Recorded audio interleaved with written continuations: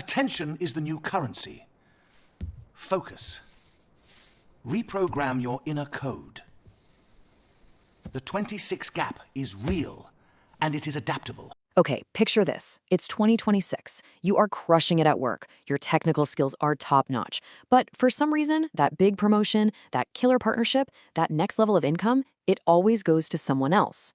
Well, what if I told you the key to unlocking your financial future isn't some new coding language or a hot stock tip, but a set of ideas from a book written way back in 1936? Yeah. So let's dive into how Dale Carnegie's classic is basically the ultimate tool to speed up your journey to financial independence, retire early, or FIRE in the world we live in right now. And look, we're not just talking about any old book. Think about this. One of the richest people on the planet, Warren Buffett, doesn't have his university degrees hanging in his office. Nope. Instead, he proudly displays his certificate from the Dale Carnegie course. He paid $100 for it when he was in his early 20s, and he flat out calls it the single most important investment he ever made. So you gotta ask, why? What did he learn that was more valuable than any stock he ever picked? Here's the brutal truth for anyone trying to get ahead today. We live in a world where AI can write code, it can analyze data, it can do all sorts of complex stuff. That means your pure technical skill, well, it's just not the game changer it used to be. Your real value is shifting. It's becoming all about how well you can communicate, persuade, and lead other people. So if you've ever felt like you're doing all the right things but just not getting the results you deserve, this is probably the reason. Does this sound familiar? You're putting in the hours, you're delivering amazing work, but the person who gets picked to lead the team is, well, it's the one who's great in meetings, right? The one everyone seems to like, who just knows how to work with people. They've got something you don't. And it's not just technical chops, it's influence. And this isn't about being manipulative or fake. It's just about understanding how people tick. And that's the real kicker. This soft skill is now the hard currency of your career. It's the thing that lands you that extra $20, $30, even $40,000 raise. It's what convinces someone to partner with you on your side hustle. And it's what turns your LinkedIn profile from a boring list of contacts into a goldmine of opportunities. Seriously, mastering this is no longer just a nice to have. It's absolutely essential if you're serious about hitting your financial goals. So this divide between what you can do and who you can influence, let's call it the 2026 influence gap. This is the exact spot where careers hit a wall and those FIRE goals start to feel further and further away. And in this explainer, we're going to close that gap. We'll use Carnegie's 4 main pillars, but we'll update them with real modern examples you can use tomorrow. All right, let's start with the absolute bedrock, the foundation of all influence. The basic techniques for handling people. And listen, this isn't about little tricks or tactics. It's about a complete mind shift in how you approach every single human interaction. And the very first principle, it might be the hardest one to master, but it's also the most powerful. So let's get into the psychology of this for a sec. Carnegie says that 99 times out of 100, nobody thinks they're wrong about anything, no matter how off base they might be. So when you criticize someone, you're not appealing to their logic. You're just stomping on their pride, their sense of self-importance. And what happens? They immediately throw up a wall. They get defensive. And now, instead of solving a problem, you've just made an enemy. Let's make this super practical. Imagine you're on a Zoom call. The old way to handle a late report is to say, "You're always late with these." What do you get? Excuses, defensiveness, maybe some resentment. But the Carnegie way, you reframe it. "Hey, I know you're swamped. How can we work together to make this process a bit smoother?" And boom. Just like that, you've gone from being their accuser to their ally. You've opened the door for teamwork, and that is the kind of move that gets whole teams, including you, noticed for the right reasons. Okay, but you might be thinking, what if someone makes a really, really big mistake? A mistake that could have gotten people killed? Well, there's an incredible story about a legendary test pilot named Bob Hoover that just perfectly explains the power of this principle. Hoover was flying this WWI-era plane when a mechanic made a huge blunder. He filled it with jet fuel instead of regular gasoline. Mid-air, both engines failed. Now, by some miracle of skill, Hoover managed to land the plane without hurting anyone, but the aircraft itself was completely wrecked. Back on the ground, he saw the young mechanic who was just sobbing, totally devastated, because he knew his mistake could have been fatal. Instead of screaming at him, Hoover walked over, put an arm on his shoulder, and said, "To show you I'm sure you'll never do this again, I want you to service my plane tomorrow." That single act of grace didn't just avoid a fight, it created a lifetime of loyalty. That's what this is all about. So once you've stopped pushing people away with criticism, the next step is to actually start pulling them in. This whole section is about becoming a kind of human magnet, making people genuinely like you and actually want to help you get ahead. This is so ridiculously simple, yet almost all of us mess it up. You know how it is. You meet someone, you hear their name, and poof, 5 seconds later, it's gone.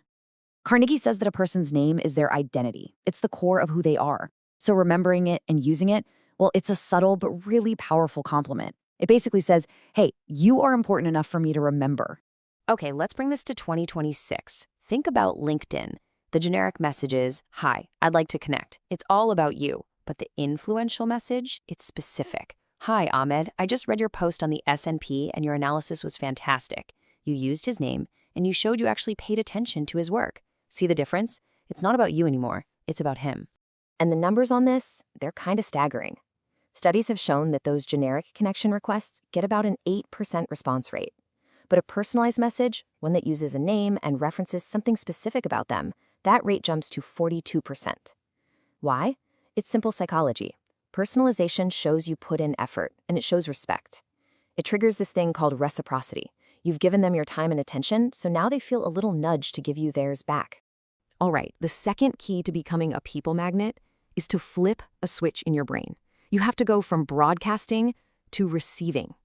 Think about it. Most people in a conversation are just waiting for their turn to talk. But an influential person, they're actually listening. They're asking questions and encouraging the other person to talk about themselves, their passions, their stories. Carnegie has this great story. He was at a dinner party and he met this well-known botanist. Now, Carnegie knew nothing about botany. So for hours, he just sat there completely captivated, listening as this guy talked about exotic plants and experiments. Carnegie barely said a thing. And later that night, you know what the botanist told the host? He said Mr. Carnegie was a most interesting conversationalist. He was interesting because he was interested. He made the other guys feel important by truly valuing what he had to say. Okay, so you're not criticizing people anymore. You're building real connections. Now what? Well, now we talk about how to actually get people to see things your way without starting a fight. This is the art of persuasion, and it is absolutely crucial for everything from closing a big deal to, yes, negotiating a bigger paycheck. Now, this one feels totally backward, but it is pure genius. When you know you've messed up, admitting it right away before the other person even gets a chance to call you out, it completely disarms them. It just sucks all the fight right out of them. They were getting ready to feel important by telling you off, but when you do it to yourself first, the only way left for them to feel important is to be gracious and forgive you. Carnegie learned this the hard way with his little dog Rex. He kept getting caught walking Rex in the park without a leash, which was against the law. The second time a police officer spotted him, before the officer could even open his mouth, Carnegie jumped in and said, "Officer, you've caught me red-handed. I'm guilty. I have zero excuses." The officer, who was all geared up to write a ticket, was just completely thrown off. He ended up saying that a little dog probably wasn't doing any harm and just let Carnegie go with a warning. By admitting he was wrong first, Carnegie turned a potential enemy into a friend. So, how in the world does this apply to something as nerve-wracking as asking for a raise? Let's walk through a 4-step playbook based on these principles. Step 1, start on common ground. Find things you both agree on about the company, the team, your role, to get them nodding and saying yes from the get-go. Step 2, let them do most of the talking. Ask about their biggest challenges, their goals for the department. You need to understand their problems first. Step 3, then, and only then, do you present your value, but you frame it as a solution to their problems. And step 4, this is the master move. You make them feel like giving you a raise was their idea. You could say something like, based on these challenges we've discussed, what's the best way to structure my role and compensation so I can help solve them? And look, this isn't just feel-good theory. Modern studies on negotiation show that this kind of collaborative problem-solving approach, instead of just demanding more money, can lead to an 18 to 32% bigger salary increase. You get more because you make it about them, not just about you. And that brings us to the final piece of the puzzle, leadership. And this isn't just for managers. This is for anyone who wants to inspire someone else to take action, a colleague, a client, a business partner, anyone. It's about how to change people's behavior without making them feel defensive or resentful. One of the most powerful leadership hacks is just changing one tiny word. See, failure-focused feedback uses the word but. You did a great job, but you made these careless mistakes. That word but basically erases all the praise you just gave. But growth-focused feedback uses the word and. You did a great job, and I think building a checklist will help improve accuracy even more. It's such a subtle shift, but it changes everything. It frames the mistake not as a past failure, but as a future opportunity to get even better. This one builds on what we talked about earlier, admitting when you're wrong. If you have to give someone tough feedback, start with a story about a time you made a similar mistake. It makes you human. It shows you're not judging them from some high horse. You get it, because you've been there. It just creates a safe space for them to actually hear what you have to say. I heard this great story about a manager who did this perfectly. He was interviewing a bunch of nervous college kids for an internship. He could see they were all terrified, so he started by telling them his own embarrassing interview story.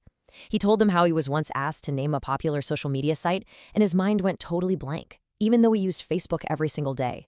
The students all cracked up, the tension just melted away, and they could finally be themselves. By showing his own vulnerability, he stopped being a scary interviewer and became a mentor. Okay, we have covered a lot of ground. But you're probably asking, how does all this really add up to a financial transformation? I mean, how does remembering someone's name actually help you retire earlier? Let's connect the dots right now. Let's circle all the way back to Warren Buffett. In the early 1950s, the guy was literally terrified of public speaking. He actually signed up for a Dale Carnegie course and then dropped out because he was too scared to go on. But he knew this was holding him back. So in 1952, he signed up again, paid his $100, and forced himself to see it through. That course is what turned him from a shy numbers guy into one of the most persuasive communicators in business history. His ability to explain his ideas and get people to trust him, that became the foundation of his entire empire. That's why the certificate is on his wall. Now, let's look at a modern example. Imagine a 29-year-old software engineer in 2025. Her career has hit a ceiling, and her fire progress is slow. So she decides to focus on just 3 of these principles. She starts making a real effort to remember names, she shows genuine interest in her coworkers' projects, and in meetings, she always starts by finding common ground. The results? She builds a solid network of over 200 important contacts, she negotiates a $38,000 raise plus equity, and the bottom line? She completely reset her fire timeline, moving it from age 52 all the way down to 44. Just from that. So this is how it all adds up. Applying these principles has a direct, measurable impact on your financial goals. A higher salary from better negotiation, that shaves years off your timeline. New partnerships from a stronger network, that can create whole new income streams. And being able to influence people can turn a tiny side hustle into a real business. When you put it all together, mastering these skills can realistically speed up your journey to financial independence by 3, 5, even 7 years. So we've walked through the timeless power of these ideas. But here's the thing. Knowing this stuff is useless if you don't do anything with it. The real question isn't what you learned today, it's what are you going to do tomorrow? So I have a challenge for you. What is the one, just one, principle from all of this that you will commit to practicing every single day for the next 7 days? Pick one, try it out, and just see what happens. You'd be amazed how the biggest changes always start with the smallest steps.